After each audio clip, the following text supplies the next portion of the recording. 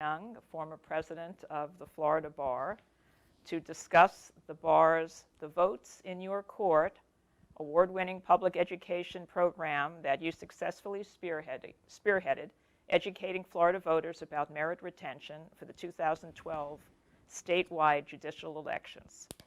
I'm Susan Rosenblatt, appearing on behalf of the Florida Supreme Court Historical Society.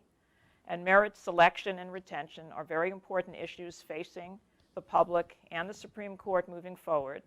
And you certainly know a whole lot about that subject. And the Society also wants to preserve, to the extent possible, the record of what happened in 2012, the merit retention elections. But before we get there, I'd really like if you tell us a little about your background, personally and professionally, because you've had certainly an exciting life, and the public would be interested in hearing about that. Well, thank you, Susan.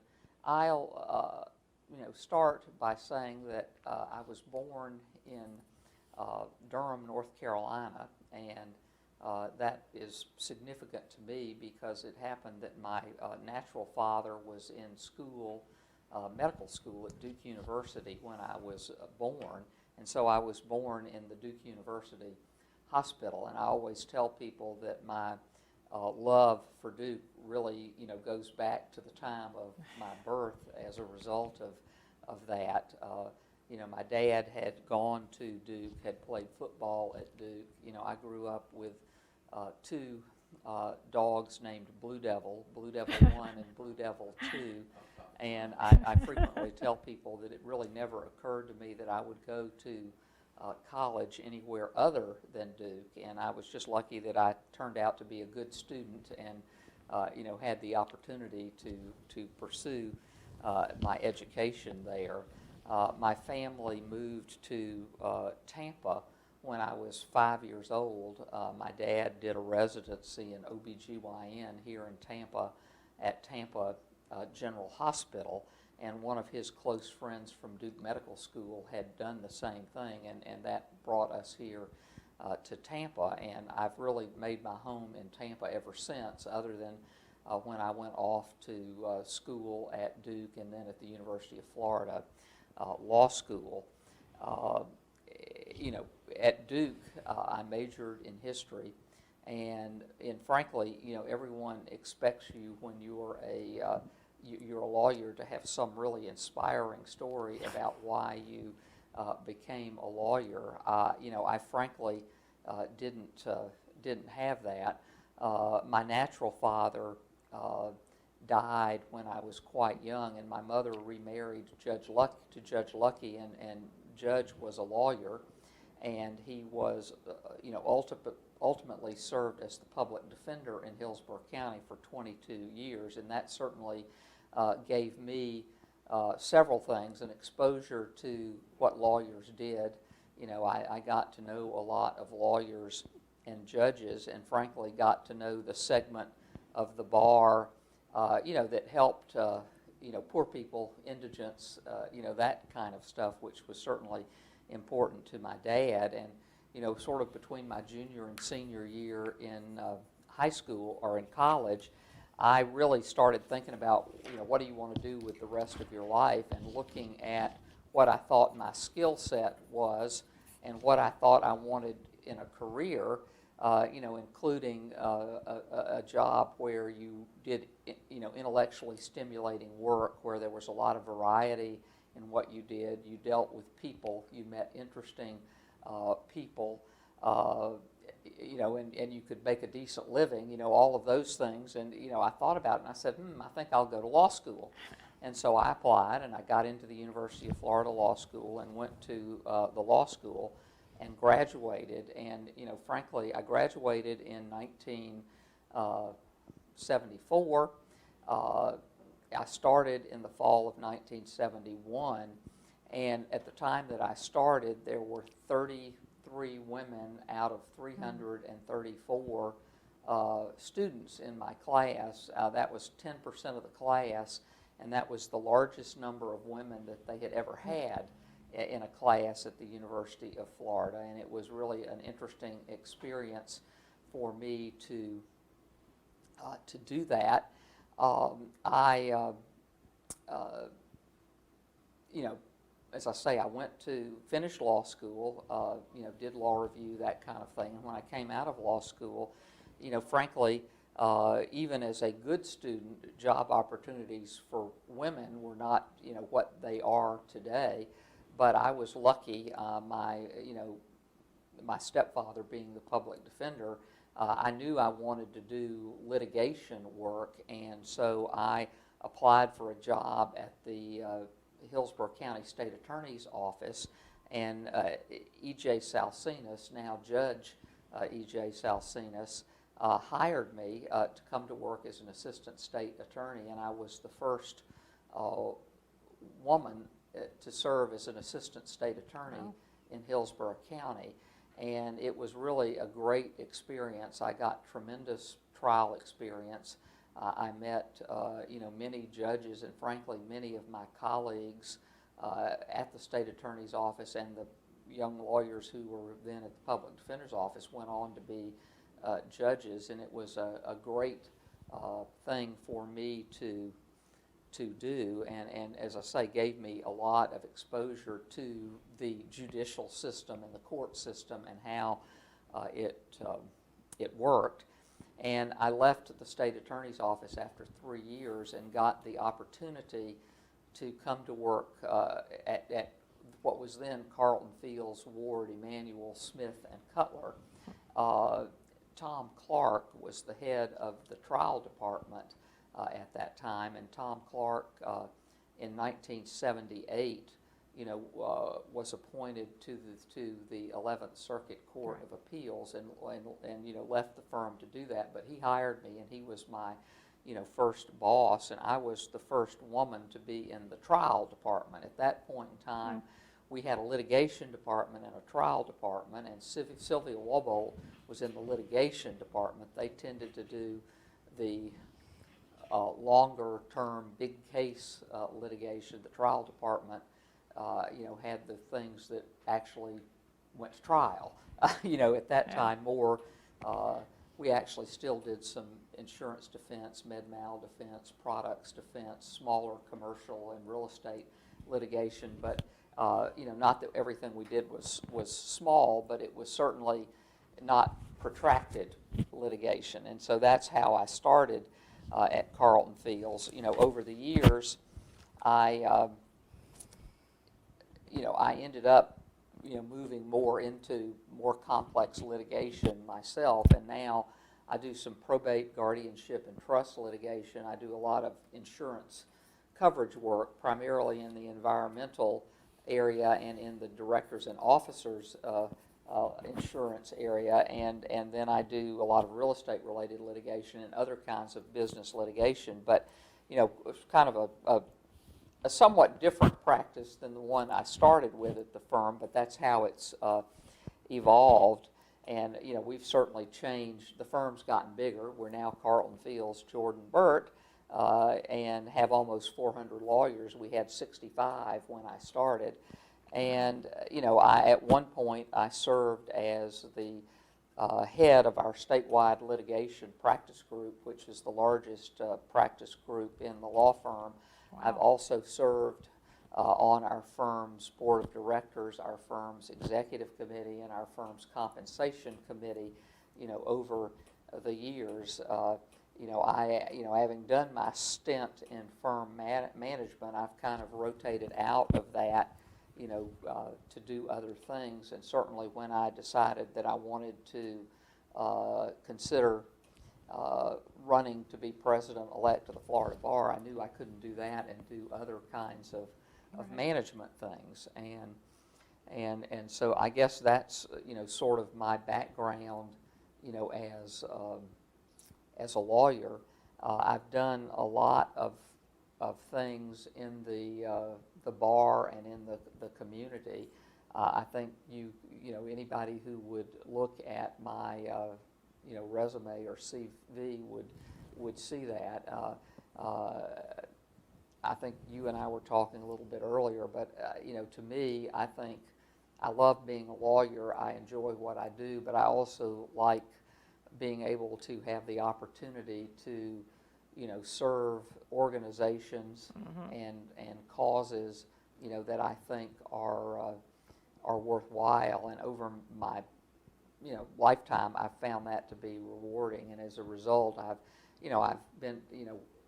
I've done everything from be the president of the Junior League of Tampa and serve on the national board of the Association of Junior Leagues, to be president of the National Duke University Alumni Association and a trustee at Duke in that capacity. I've actively been involved at Duke and at the University of Florida Law School, where I went to school, because to me, I think education is critical, and it's important to serve those organizations that have helped me be what I am.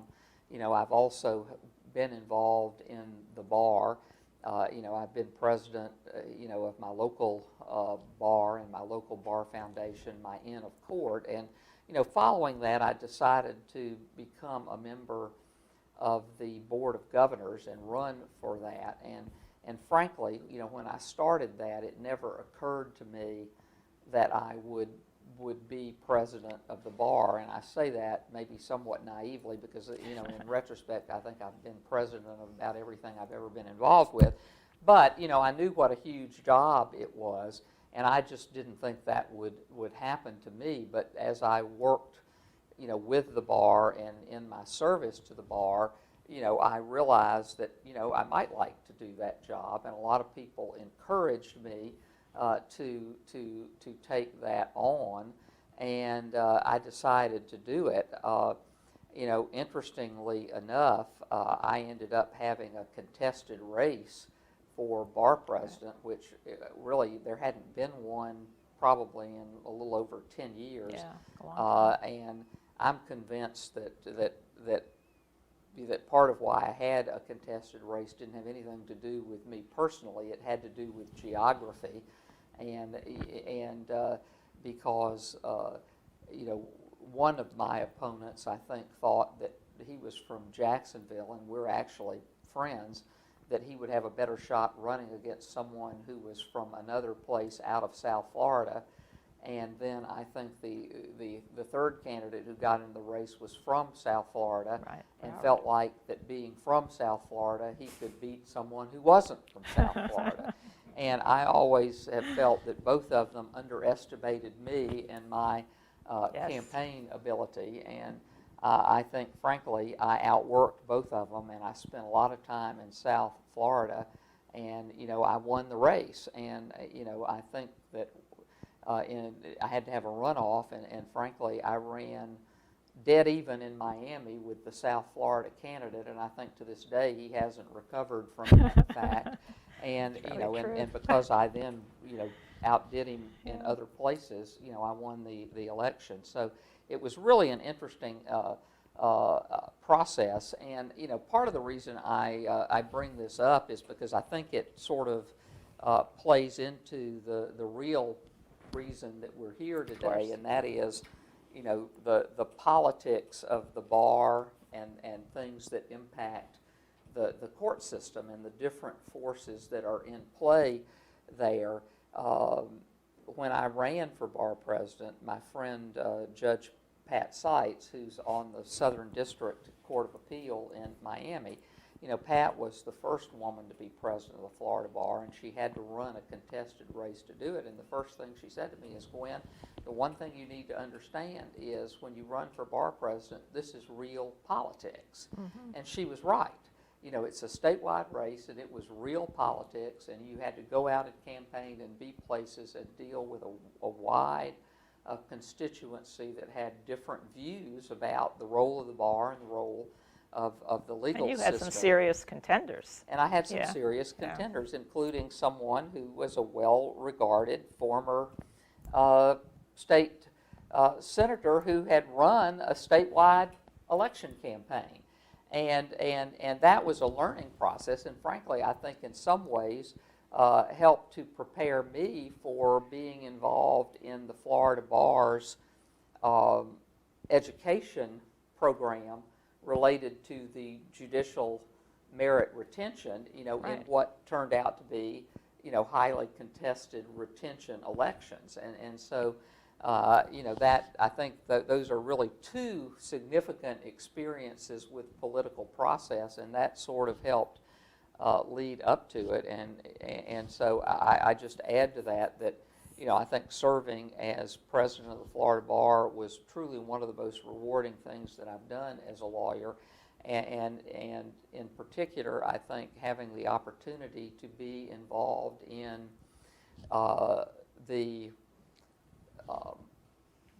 creation of this merit retention education program, and then sort of being the person on the front lines in helping to lead that education program was a really rewarding thing. And I tell people who ask me about it that the idea that you can be involved in what is a clearly policy issue of national implication and be in a position to, I think, help make a difference in how people viewed that process was really rewarding, and it was good for me to be able to be a part of that. So that's my lengthy answer to your question. How did this merit selection and retention system we have in Florida come about? Well, I think that's something that's quite sort of interesting and unique in and of itself. I had read the article about Governor Reuben Askew that Martin Dykman had written, and and I think that article lays out pretty nicely how it came about. I think Dykman also wrote a book about it, which is is very, very educational as well. But I think it came about because back in the late '60s, in the '60s and early '70s, it really became apparent that Florida's sort of partisan political process for selecting judges was not providing us with the level and quality of judges we wanted, nor was it really serving the role of providing us with a fair and impartial judiciary. And you mean the election process? Yeah, the normal process, election.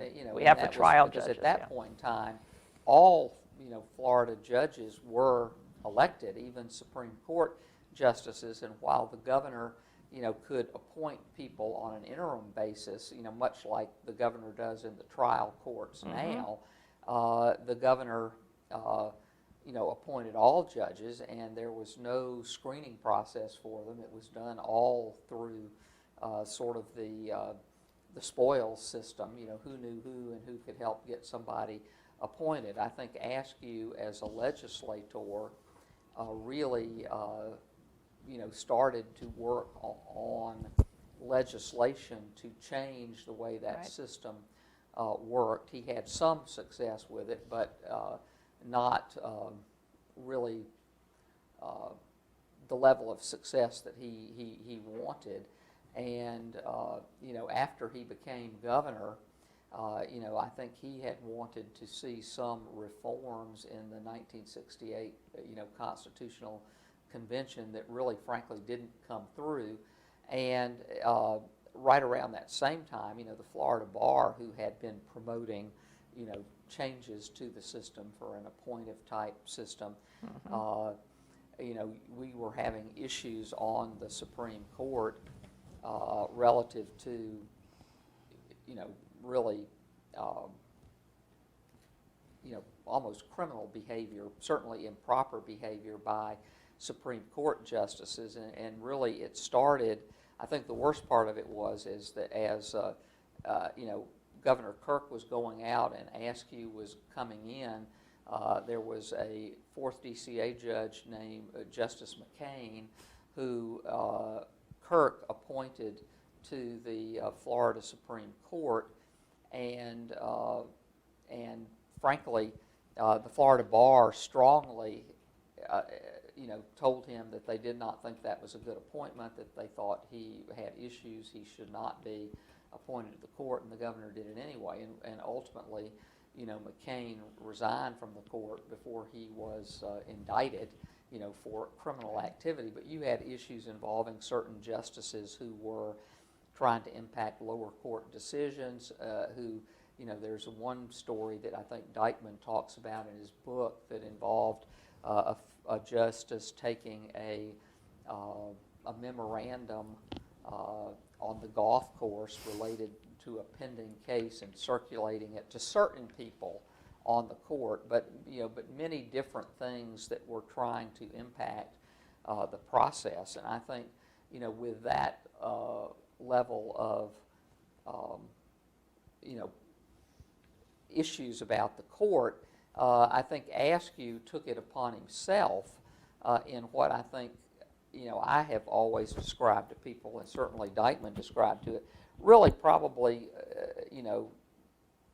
one of the most selfless things that a politician can do. And you look back at it now, looking at our political climate, and say how remarkable it was to have a governor who said, I'm going to implement a system for the appointment of judges that will take this partisan politics out of it, because I want to do what's best for the system, right, and I want to create the best possible judiciary. And so essentially he set up his own nominating commissions, screening committees, to screen candidates for appointment by him.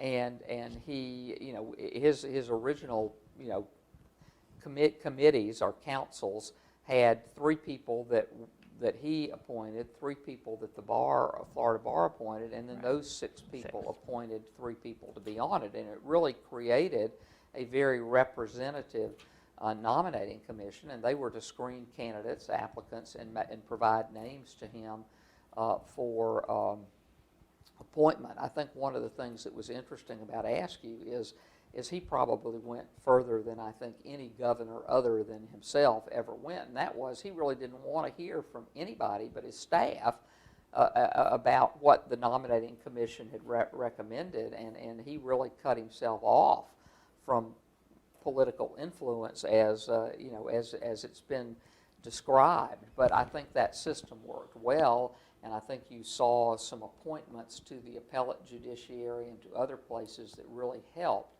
I think ultimately, after,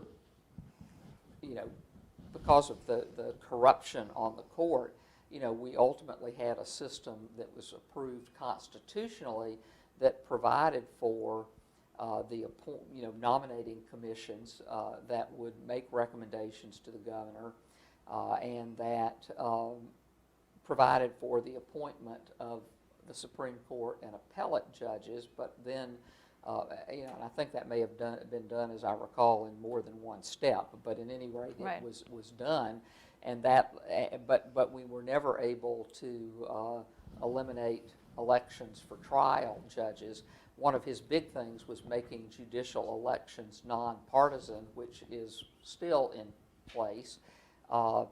The initial, I think one of the things that certain people see that I think were problematic is everything about this system was done as a constitutional amendment, with the exception of how the nominating commissions were constituted. And, unfortunately, not every governor or, the legislature has been as selfless as yes. Governor Askew, because over the years there have been changes to that process. What's the system today that's in Well, the effect? system It's today different. is, provides that, you still have 9-member nominating commissions, but 5 of those appointments are gubernatorial appointments totally, Right. and then 4 of the appointments are come from recommendations by the bar, from which the governor can appoint. He gets 3 people for each position, and he can appoint one of those people. the governor also has the prerogative to send the slates back and ask for another slate. It's interesting to me because this began to happen in my term and was one of the things that we looked at Right. or dealt with, and that is, I think until Governor Scott, I don't think we'd ever had a governor of either political party send a slate back to the Right. bar. Governor Scott has routinely sent slates back, and so we've had to many times send multiple slates of nominees to him. I think that there are many people who think that the way the system works now is not nearly as free from politics as the system that was set up originally, which was the ASCII system with the 3 governor, 3 bar, 3 citizens appointed by the other 6. And I think there is some truth to that. There are a number of things that I think you'll see now. First and foremost, whereas you used to always have 3 public members on every nominating commission, now there are virtually no public members on there. Meaning lay system. members lay of the lay, members, yeah, in lay other words, persons, non-law non-lawyers. members. And I think that under the other system, I think you had more diverse. That's my next question, the you diversity, You had more diverse nominating commissions. I think, frankly, I think the commissions were,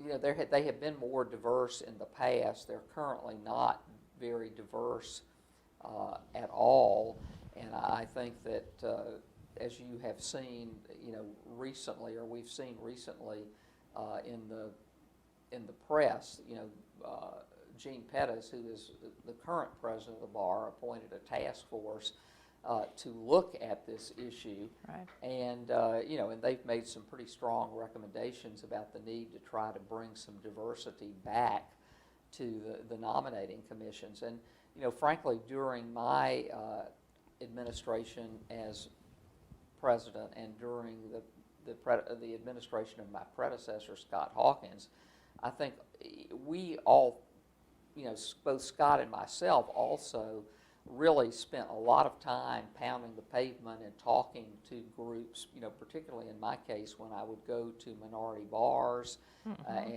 whether it was the women bar groups, Hispanic bar groups, African American, gay groups. I mean, I went all over the place with that, trying to encourage minorities of all different types to apply, because one of the biggest problems is that you have to appoint from an applicant pool, and if you don't have an applicant pool that is broad enough, then you have a hard time meeting that. And I think it's similar to also ensuring that you have lawyers who are diverse in terms of their practice area, because not everybody does personal injury law. Some people do commercial, some people do family law, and different criminal law and different Sure. practices may have different concerns about what they would see in a judge, and so you want to make sure you have a commission that knows the broadest range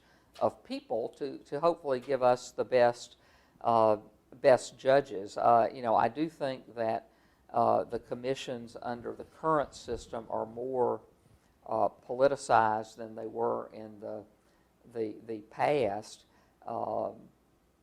And frankly, I think our political system is more politicized in some ways than it was. I served on the second DCA JNC back in the 90s, and I told somebody, frankly, we never even asked any. We had no idea what political party people were in when they applied. I mean, that wasn't where we were focused. We were focused on what people's skill sets were and were they the best qualified person, for the job.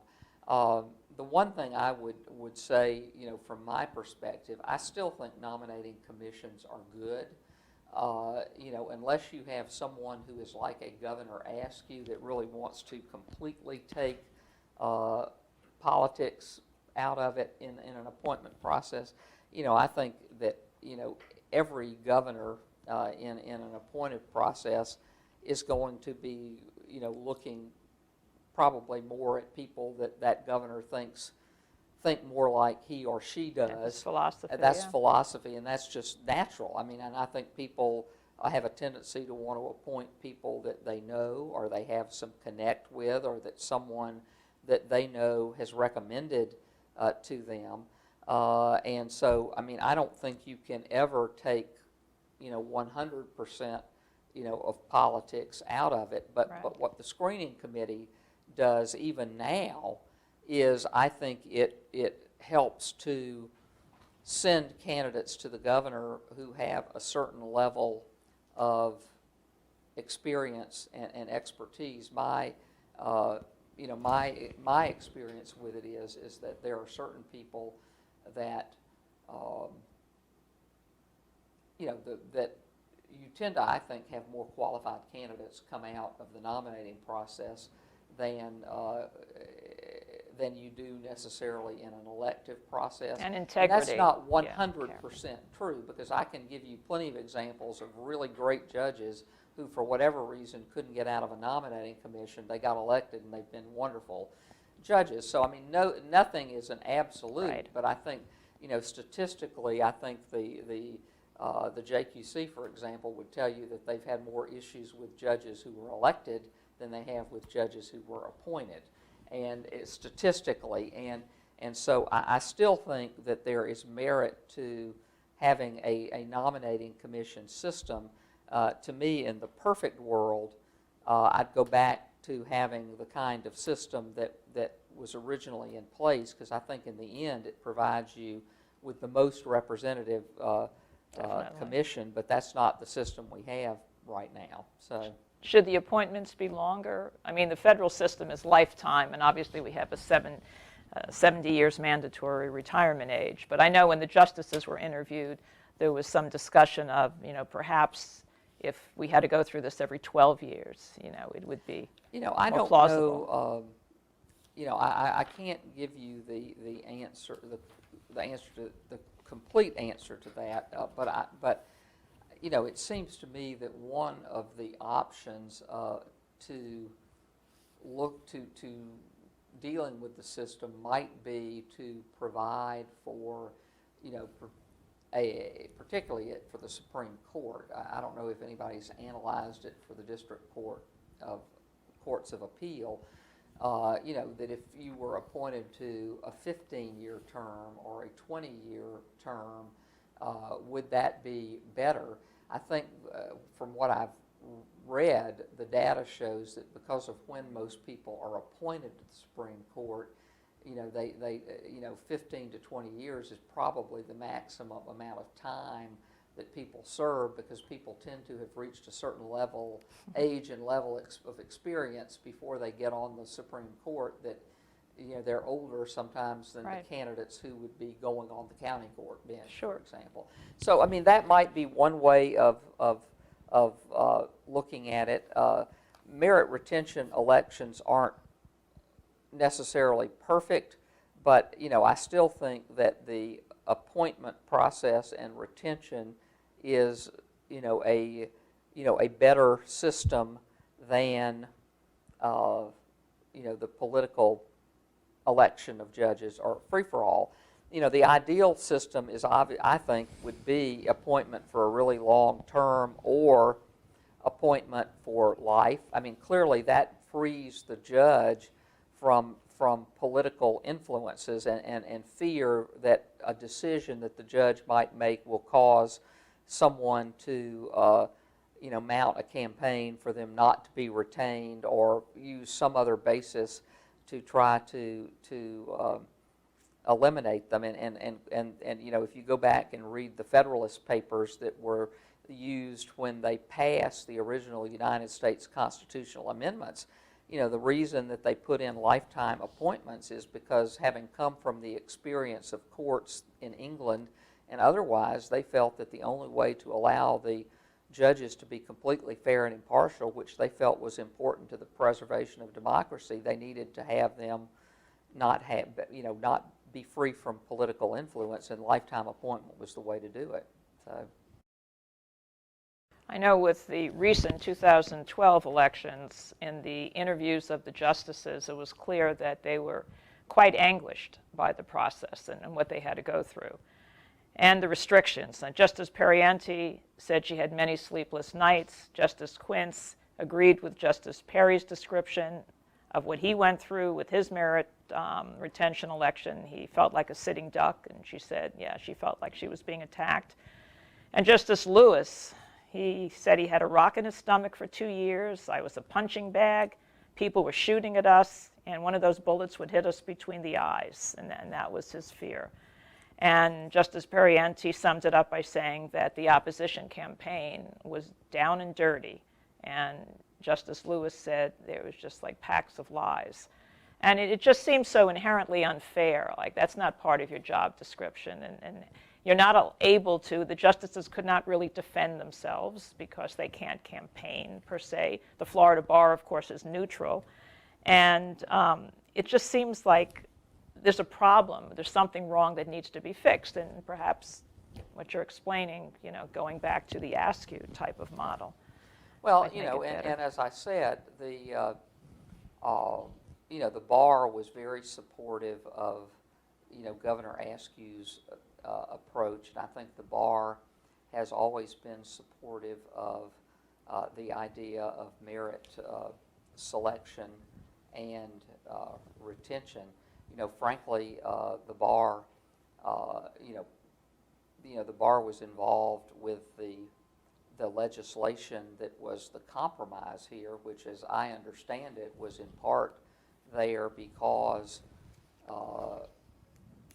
we were trying to keep the bar involved in the nominating commission process, which we thought was important. And I think going, sort of back to your question about how the process seems, somewhat unfair. I don't think it's a perfect process, as I've said, by any means, but having merit retention elections, is our process, and that at some point, there is a risk that you'll have what happened, really in the last 2 years, last 2 elections, there were people who ended up with opposition and had, some opposition to their retention, and I think that's, that is, it is difficult, and frankly, we want judges to be fair and impartial and have the ability to make a decision that is the right decision, even if it's not a popular decision, because that's what the role of a judge is. And I used to, when I was, when we were out there in the education campaign, that's one of the things I would talk about. I mean, you want judges to feel free to, to not have a fear of making the right decisions. And I think, really most people, most judges, I think they do the right thing. They know what their obligations is. In fact, I'd say 99.9% of them do, but it's not easy because they have to make decisions that may not be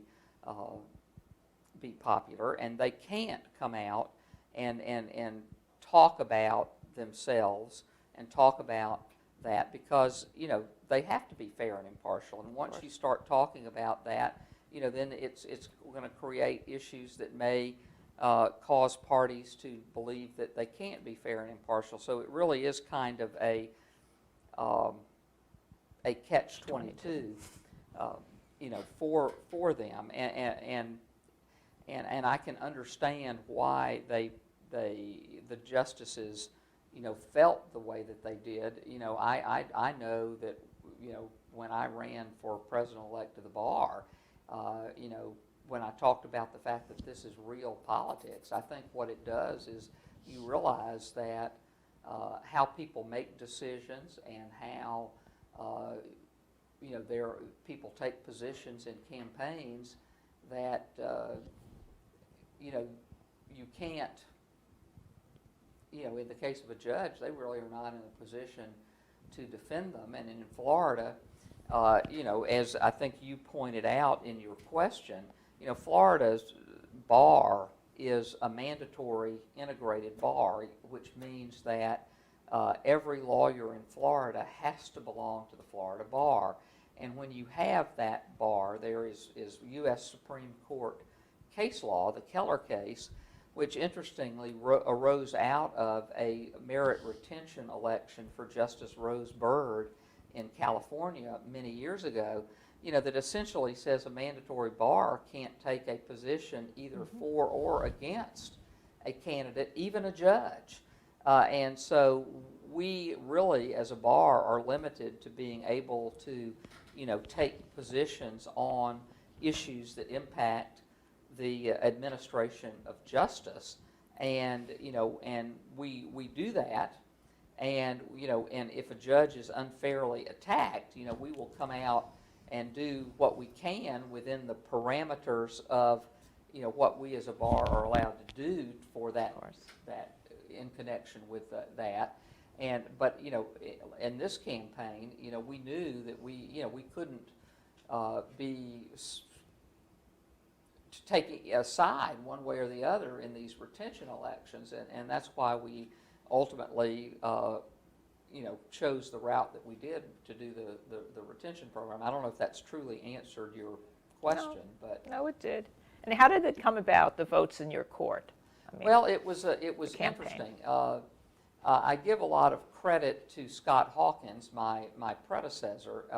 And Scott and I had talked about this, and he and I worked very closely together. But we were both aware of what had happened to Justice LaVarga and Justice Perry, I think in 2010 maybe, when they were up for retention, and they had both had a group come in really at the last minute in what you might refer to as a stealth campaign of primarily social media attacks on the two of them, and it clearly had an impact on their retention numbers, and they were really in a position, because of the timing of it, to not be able to probably as effectively as they would have liked, be out there to meet that, and so we had a concern as a bar that since that had happened in their retention election, and knowing that we had another retention election in 2012, that there was a potential that could happen again, and we had to think about what, as a bar, should we do. That was done against the backdrop of what we could see was happening in other places like Iowa. We also saw, Jack Harkness, Scott and I went in August of 2011, the Missouri Bar had a national conference on merit selection and retention, and there were 17 or 18 bars that sent representatives to that, and we went, and we found it to be very educational, because we were learning about what was happening in other states that had merit selection and retention systems, and so we used that educational process, and we came back and said, we really need to do something to really educate the public about why this process is important and what the process is about. And we thought about it, and we really kind of had to work through with Jack and with Paul Hill, who's the bar's general counsel, what we thought we could do as a mandatory bar, and we did come to the conclusion that we were comfortable that doing an education program would work. And so the first thing we did was to hire more communications as a consultant, and we interviewed more than one communications group, but decided Moore was the best, and Karen Moore, it's her business, and was the head of the team. We had a young man, Fernando Sinra, and Katie Spillman, and another woman, Terry Aird, all of whom were part of, the team from Moore that worked with us. And, and so the first thing we had to do was to sort of look at, was there really a problem here? Right. And we had Moore do focus groups, and the focus groups that Moore did essentially showed that 90% of the people that they interviewed in these focus groups didn't know what judicial merit retention was. When you said merit retention, they thought you were talking about teachers. And so that the first thing that we really decided is that this education program had to clearly be about judicial merit retention, because we needed people to understand that that's what we were talking about. And having seen that clearly education of the public was needed, we set about trying to work with Moore and with the bar's staff, Francine Walker, who's the bar's director of communications, to do this. And I think one of the problems you have starting out, and this really goes back to one of your other questions, I think that, frankly, one of the reasons why judicial elections are problematic, whether it's a retention election or whether it's an election for a circuit judge or a county judge, is that because judges can't talk about issues, about all they can do is talk about themselves and how educated and what they've done as a lawyer, it's really hard for them to campaign. And the reality is, particularly for sitting judges, they're not out dealing, they deal with people who come into their court, but most people don't know the judges, and they certainly don't know how to evaluate whether a judge has done a good job to be able to make a decision. So what happens in most judicial elections is, and I'm sure that you have the same experience, I have all kinds of people calling me and saying, who do I vote for in this judicial election? Right. They're going to lawyers or people that they know to find out about the candidates. And so I think it makes that elections of judges, I just don't think it's the best way to pick judges, which is problematic. But I think that's part of why, you really have to educate people. I mean, one of the things I would say to people, and I think we may have had it in some material somewhere with a Q&A, but, really, if you think about it, I would tell people, if you have never heard of the judge, that's probably good, because when, it's generally judges get in the newspaper, in two ways. They've done something bad, that's gotten them into trouble, either because of how they've treated people on the bench or something worse, or they're in there somewhere in a description that a reporter's written about a high-profile trial, and in that case, it may be only, Judge John Doe sentenced so-and-so to prison or granted this motion. It's not anything that would be particularly right. informative. So we wanted to try to talk a little bit about what you could look at and things you could look at about a judge, to try to make a decision about them, and that's what the program set out. So the way we did it after the focus groups, we had more communication. We had Francine Walker from our staff, Jack Harkness, and we set up what we called essentially a steering committee within the bar and the Board of Governors who essentially worked on the creation of this campaign. And that group included myself, it included Scott Hawkins, Jack Harkness, Francine Walker, it included the president of the Young Lawyers Division, and Paige Greenlee, and Sean Desmond, the president-elect. It included Sandra Diamond, who was a board member from the board at large, and Gene Pettis was on it, and so that was our steering committee, and we would the materials that Moore was working on would be submitted to us. We would review them, we would make comments on them, including starting with what are we going to call this campaign. And frankly, we got to the votes in your court because some of the first things they presented to us, I said, we can't do that.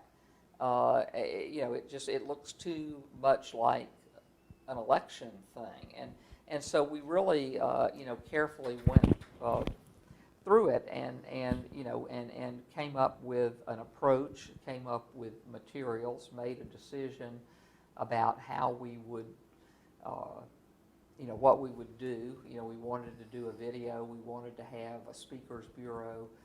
We wanted to have,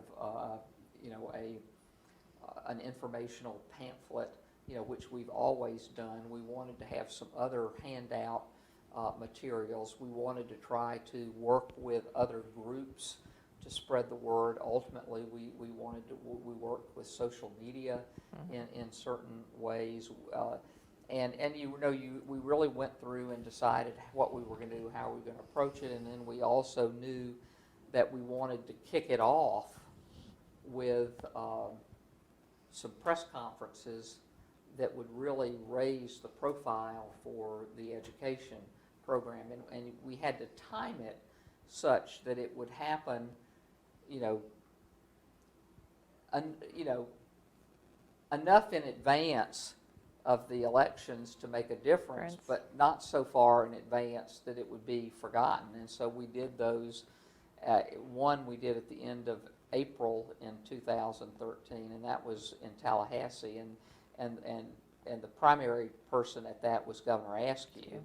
And then we also had a number of other diverse speakers like Darrell Parks. We had the League of Women Voters there. Sandy Dallenberg participated, and Scott and I.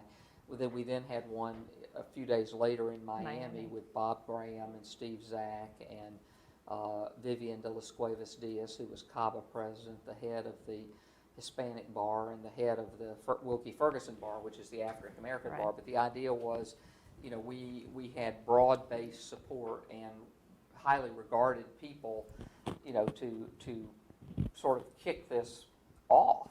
And then, after that, we hit the ground running to implement the program. That's really how it got started. It was the recognition of what we thought could be a problem, and then feeling like the bar needed to play whatever role it could in it, making a decision about what we thought the bar could do, and then setting about putting it together. Did members of the bar participate as speakers? We certainly did. We really went out and recruited volunteers from local bars, specialty bars, other groups to help us spread the message. We did trainings, for those. We had some in-person training. We also had video and online training, and made it as easy as we could to get people trained and to give them access to the educational materials, the pamphlets, the handouts and things they would need, the video. I'm sure this is being used in other states. Well, it is now. We've had a number of groups call to seek to use this and replicate it.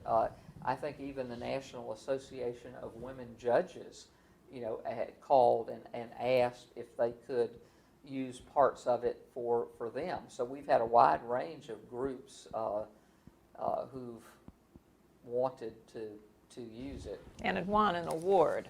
I know that. It's actually won several awards. Tell us about that. Well, it was recognized by at the American Bar Association annual meeting with the Lexisnexis Community and Educational Outreach Award, for really the top public, service, program of this type, and which was a really big, honor.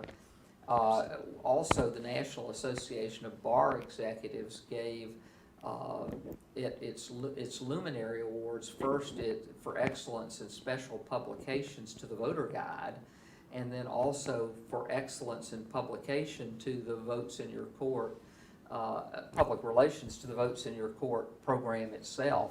I think that there also have been some recognition by some of the Florida state public relations groups of this as a public service program. There are also some very powerful editorials in Florida newspapers, and I remember one in the New York Times, which is my favorite paper, that were an amazing achievement, which I assume didn't fall on your lap. You had to be proactive in obtaining those, although the Republican Party's announcement made it easier perhaps. Well, I think that part of our strategy from the start was to work with the editorial boards at newspapers to try to garner support for the merit retention process and to explain why that process was important. And I think it's really compelling because of the problem that you have is, and as part of our thinking was, in 2012, it literally had been, 40 years since Reuben Askew had done what he did. Well, in 40 years, we have a lot of people who weren't alive when that happened. We have a lot of people who've moved to Florida since that happened. And, so there were a lot of people who weren't around to understand the history and the background of why this process was implemented and why it was important. And that's what I think we needed to bring forward. And we raised that with editorial boards. And frankly, we did it really twice because during Scott Hawkins' year, he made it a part of each of his visits to editorial boards to talk about, the merit selection and retention of judges. And I accompanied him on a number of those, to start sort of laying the groundwork for that. And we did that, as we just want you need to be aware, that this is going to be an issue. It was an issue before, and that of this, and we did that at the same time that we always work hard on court funding, and that's always a part of what we do, and so both of those were there.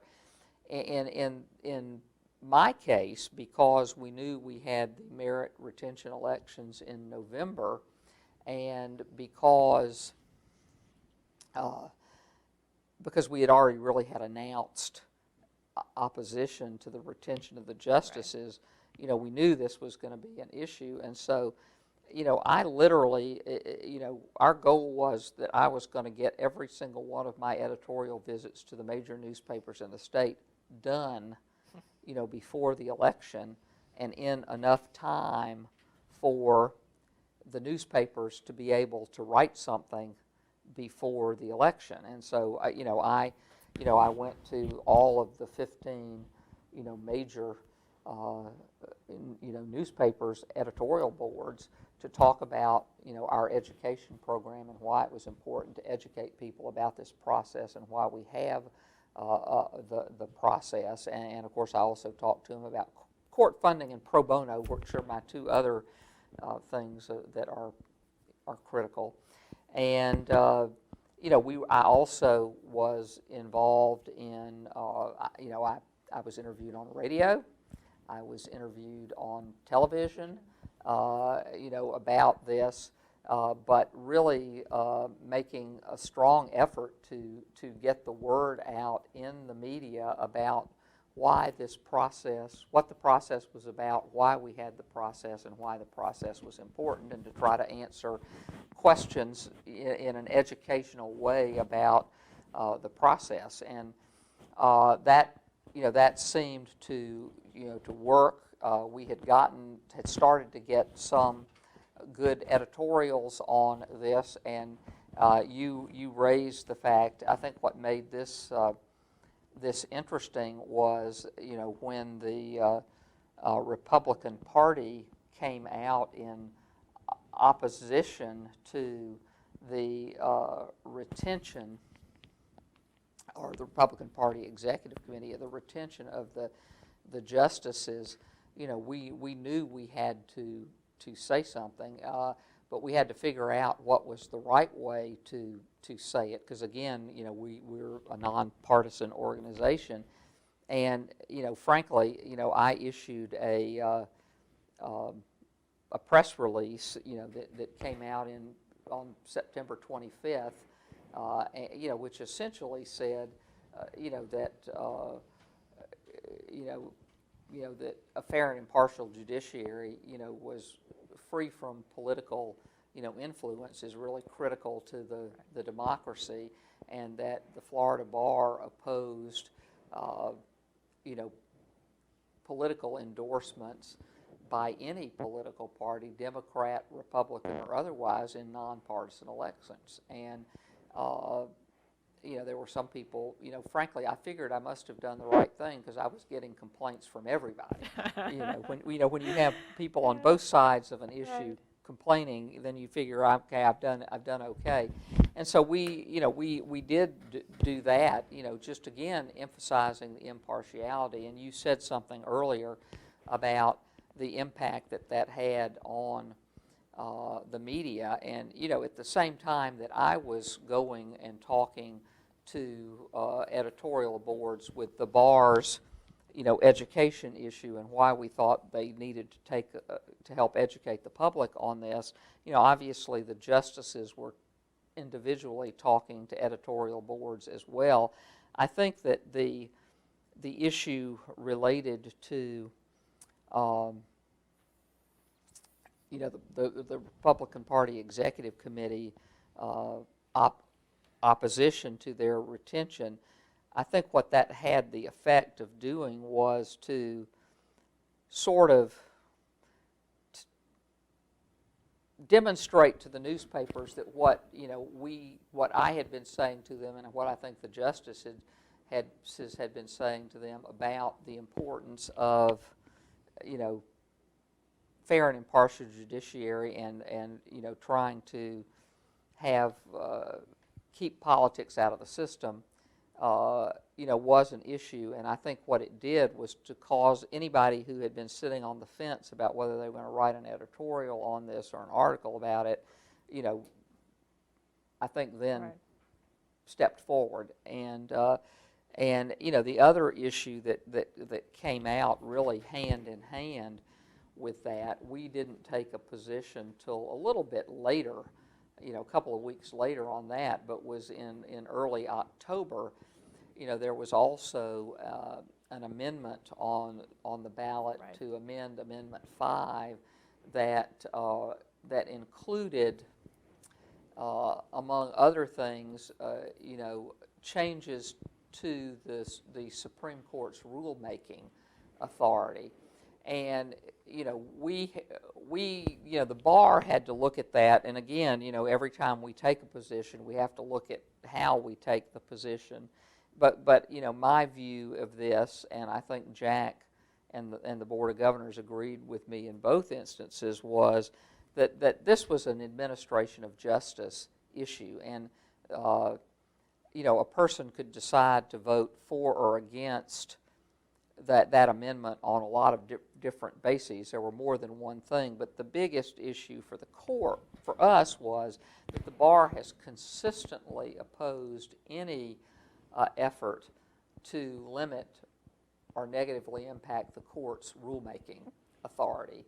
And this really was an issue that impacted the court's rulemaking authority, and so that we came out strongly on that, and I think that that was important as part of this, because again, I think that the media, it sort of worked hand in hand with, what we were trying to educate the public on, which is why having a merit selection and retention process was important, and why it was important to try to keep politics out of it and to protect the courts. You could start to see why that was important. And And you also got U.S. Supreme Court Justice, former Justice Sandra Day O'Connor involved because she was on at least one of the videos discussing the issues. How did that come about? Well, the way that came about is during the planning stages for the program, we felt that one of the really important parts of an education program was to be able to make sure that a consistent message went out to every group that our Speakers Bureau spoke to, and because this was an education program and we had certain things we felt it was important to have in that program. We felt a video was the right way to do that. So we were working with Moore and with our staff essentially to write the script, for the video. We felt that that it was important to have a diverse group of citizens and lawyers present different aspects of that video. And so, we had Scott Hawkins, we had me, we had Darrell Parks, who was then the president of the National Bar Association, which is the National African American Bar. Right. We had Sean Desmond, who was a prosecutor, who was a young lawyer on the program, and we felt like we needed some other strong figure. And in talking about that, we thought that because Justice O'Connor had devoted so much of her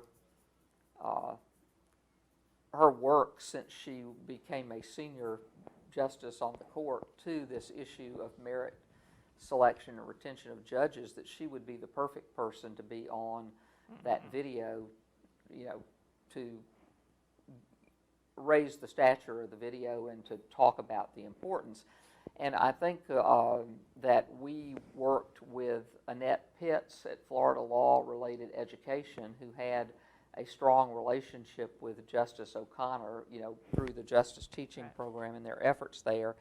And Annette was helpful in helping us to secure Justice O'Connor to film that slot. So that's how it came about. Very nice. Did the Florida Bar ever take a formal position to the litigation and, I guess, prosecution against the 3 justices up for merit retention, involving that notarization situation? We did not. We as a bar, we don't take positions in any kind of pending legislation like that. So we really, our focus was on the education program. We felt like we had to stay out of litigation. How did you feel about that on a personal level? Well, on a personal level, I really thought it was unfortunate. And it seemed to me to be,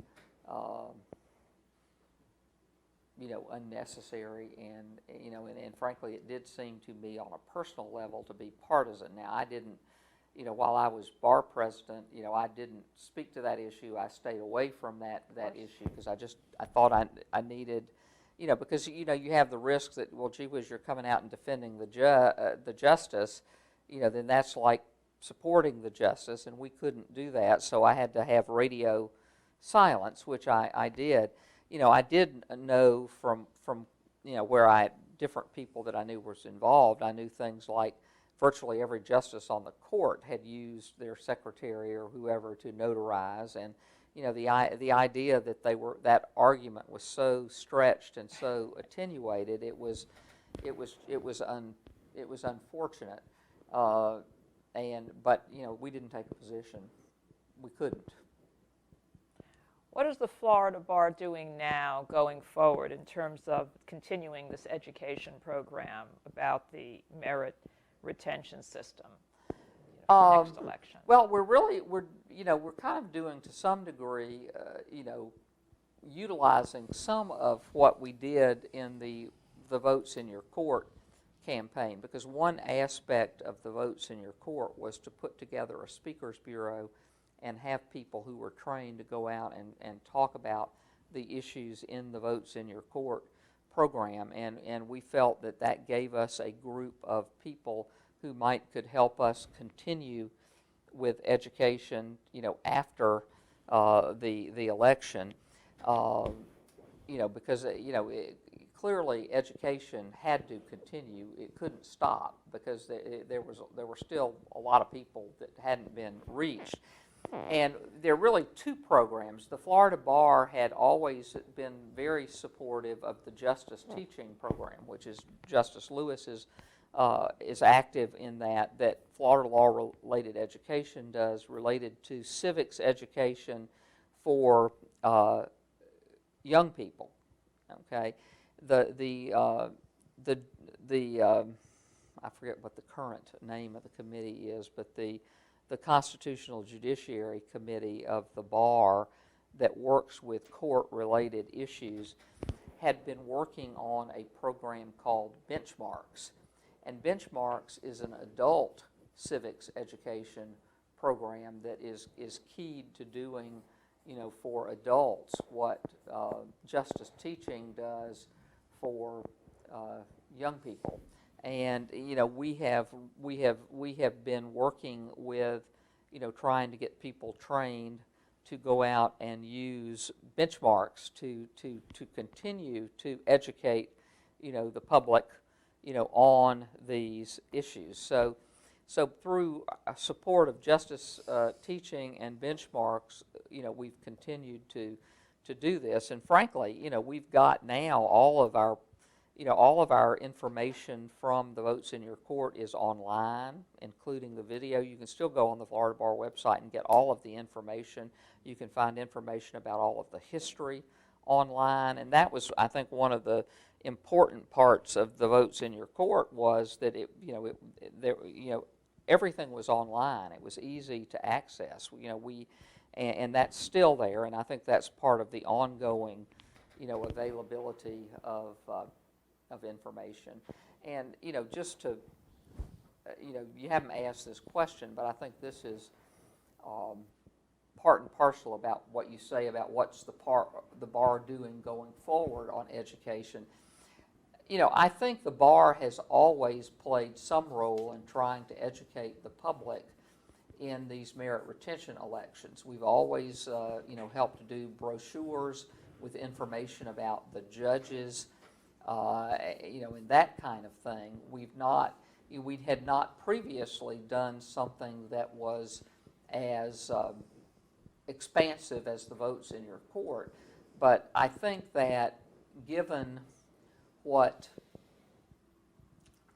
happened and given the effectiveness of the votes in our court, I would expect to see us, continue to provide a high level of education effort, at any, all the time, but certainly, when we know we're in a year where we have merit retention elections for appellate judges, and I would expect to see the bar continue that as well. I think the other issue that I would point out is that we have another constitutional revision commission coming up, I think in 2017 maybe, and clearly these issues, some of these merit retention and selection and retention issues are going to be discussed there, and I think we're all going to have to be prepared, to work there to educate, about why we need some system that will, maintain, fair and, some sort of, I think, merit selection system. I think the justices referenced in their interviews for the Historical Society that the exit polls after the votes in your court educational program showed a complete transformation in terms of familiarity with what merit retention was all about. It was not anything like the 10% going into it, that it really worked, in other words. Well, I think it did work. The other statistic that I think is very telling about this, I mean, one of the biggest problems that you have in judicial races goes back to the issue we talked about earlier, and that is people don't know how to decide who to vote for in a judicial race. They don't generally know who the people are, and as a result, oftentimes they just don't vote. Right. And so in judicial races, which tend to be at the bottom of the ballot, you would have a significant voter drop-off in the judicial races. Well, if you have a voter drop-off, that's going to give, particularly, I suppose you could say, NABE voices a greater sway. And one of the things that, in an education campaign, I think by educating people about why the process is important, it makes people recognize that they need to take the time to educate themselves about these judicial elections and vote.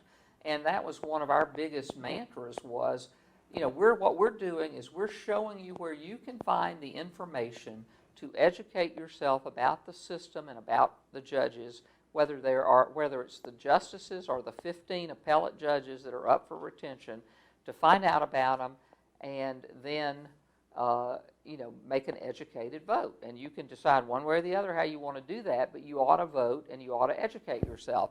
Well, one of the things we learned was the last time we had a retention election in a presidential year,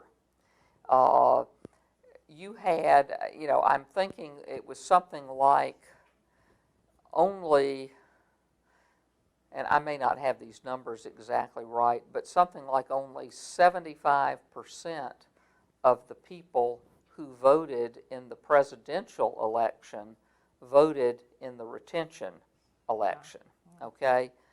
This year, in the last retention election in 2012, 85% of the people who voted in the presidential election voted in the retention election. Well, that was a 10% increase in people who voted in the retention election. And I have to believe that the education, program contributed to that significant, increase in the number of people who were voting. In a merit, and this is an issue I think a lot of people have, in a merit retention election, I guess it's contrasted perhaps to a general election, wouldn't the appropriate question be the education, experience, integrity, character of the justice or appellate judge, as opposed to how he or she may have voted on hot-button issues in certain cases? Because I think the special interest groups point to a criminal case where someone got out of prison. And it seems like it's a special interest type issue when it really should be about integrity and character, because it's supposed to be, to some extent, the balls and strikes kind of situation. Well, I think I'll start this out by saying, in our campaign, I would essentially say to people, and I think this is accurate, you can decide to vote to retain someone or not retain someone on any basis that you would choose, okay? And I would tell you that you need to, learn about the judge. One of the ways you can do that is, as you say, go and look at the judge's biography. You can find it on the Supreme Court website. We've got brochures that talk about that, and see what their educational background is, see what they're involved in. You can look at what their community and bar and other activities are, and tell a lot about what that person is,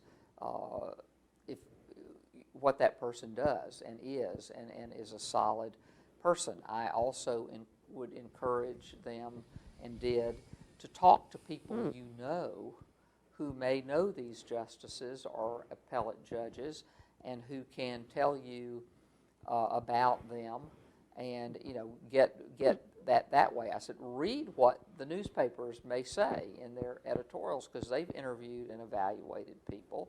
The bar does and has always done a poll that asks lawyers who have practiced before these judges to evaluate them.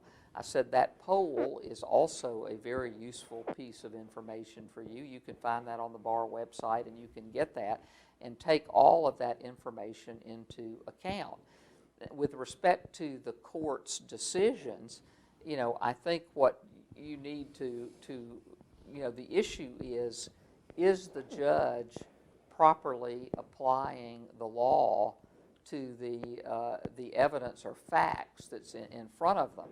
And just remember that in making a decision on a case, a judge, particularly an appellate judge, is stuck with whatever the record is that is preserved by the person who tried the case. Of course. And so, sometimes judges have to decide cases in a way that wouldn't be how they want to decide them because the lawyers didn't do a very good job and maybe the record isn't preserved.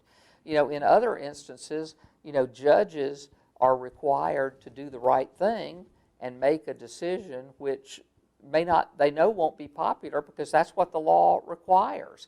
Well, the judge is doing their job, just because it isn't popular, doesn't mean that what they were doing was being a bad judge. Maybe you ought to be looking at what the laws are or what the issue was, but like that. And the way we chose to try to deal with that issue is, that you really can't decide whether you have a good judge or a bad judge based on a decision, because the judge is making that decision based on law and evidence, not on whether that judge has any particular view about the issue. And I think that's why the education program was important, to really try to help people understand, which is to, many lay people, not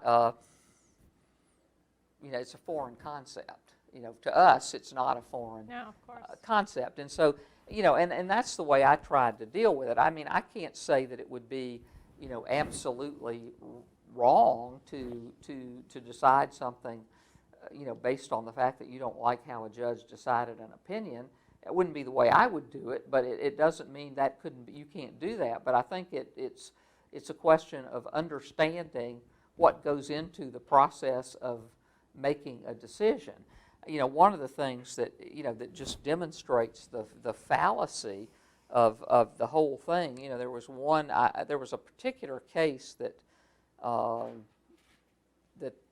groups that were criticizing the justices were focused on, and it was I think it was a criminal case, and I honestly can't remember. It may have been an issue where they reversed a conviction of someone who had done some really heinous crimes. And the three justices who were up for retention had been in the majority on that, and they were criticizing them for that. Of course, no one happened to be looking at what the legal basis was for doing that, and there was clearly a legitimate legal basis, and no one happened to raise the issue that and I think I'm correct on this, but that there were a number of justices who joined in that position and agreed with the three who were up for retention, who would be viewed as, by many as being very conservative justices. And so, and so you would want to say, well, if you think Justice X is this wild-eyed liberal judge because they did this, what about this justice over here? And so I think that anybody who carefully looked at that, if you knew enough to do it, could see the fallacy of that particular point. And again, that may be more than you wanted, but that's a very difficult issue to answer or to deal with. Which I'm sure you're happy to hear. Justice Lewis said on behalf of all of us in this interview for the Florida Supreme Court Historical Society that Gwynne Young was tireless and wonderful in her efforts, and we certainly agree. And on behalf of the society, we thank you so much for what you've done. Well, thank you. I said this to you, at the outset. It was, something that I felt very strongly about, and, I was, pleased, that the Florida bar was able to, to put together what I think was a really strong program to educate the public on this important topic, and I'm glad that I was able to help. It was hard. I can remember at one point saying to Justice Quince that I'm not sure who was, that probably the next person after them that was going to be happy when this election was over was me, because it had been, Sure. it had been time consuming, but I think we did a good job, and I will say I have been, very grateful for the, the justices have been very, very kind and thoughtful in the things that they've said about this, and and I say this since I think even they might say that at the outset they weren't entirely sure, how well this education program would work, but I think at the end of the day, both the bar and the court, understood that educating the public about the process was necessary and the way to go. And so I was glad to be able to do it.